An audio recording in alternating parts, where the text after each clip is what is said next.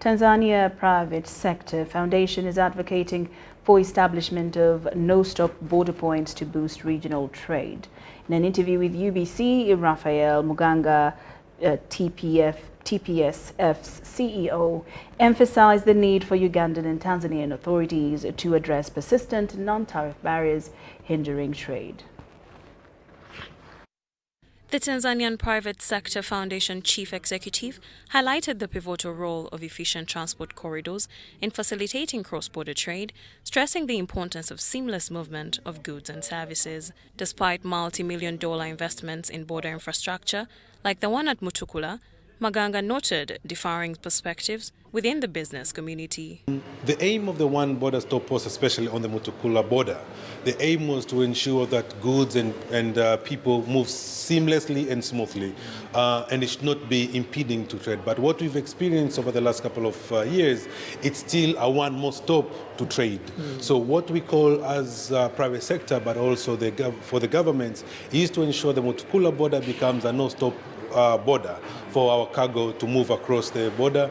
That will increase trade, that will increase free flow of people, and that will be as per the treaty of EAC of increasing regional integration. Maganga underscored the untapped potential for trade between Uganda and Tanzania through maximal utilization of the multi-modal transport system on the central corridor.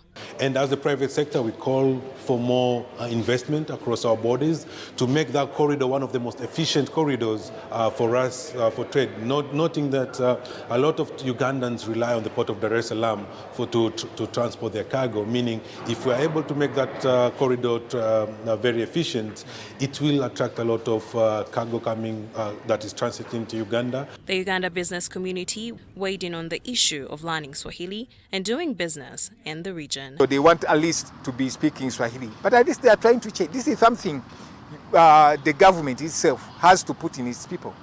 So we have to learn each other. Tanzanians are extremely very unique people. They have learned Swahili very well. There is no single time they will use an English word. They have a word for everything that you will come across in the world in Swahili. And two, they're also very confident. They can know Swahili, but they will not necessarily be able to speak to you, in English, especially the common man on the streets. A recent East African report on non-tariff barriers highlighted Tanzania and Uganda's leading roles in unresolved barriers, stifling trade growth between the two countries. Despite the enormous potential, trade between Uganda and Tanzania remains stagnant at approximately $400 million per annum.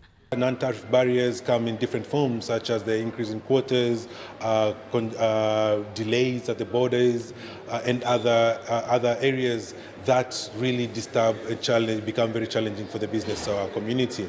So apart from that, we've seen also it's very expensive to travel between our two countries with irregular flights, but also very expensive flights. The transition from one-stop to no-stop border posts is seen as crucial for enhancing cross-border trade, underscoring the need for collaborative efforts to overcome persistent challenges and unlock the economic benefits of seamless regional trade. Maureen Babidie, Dennis Sigoa, reporting for UBC News.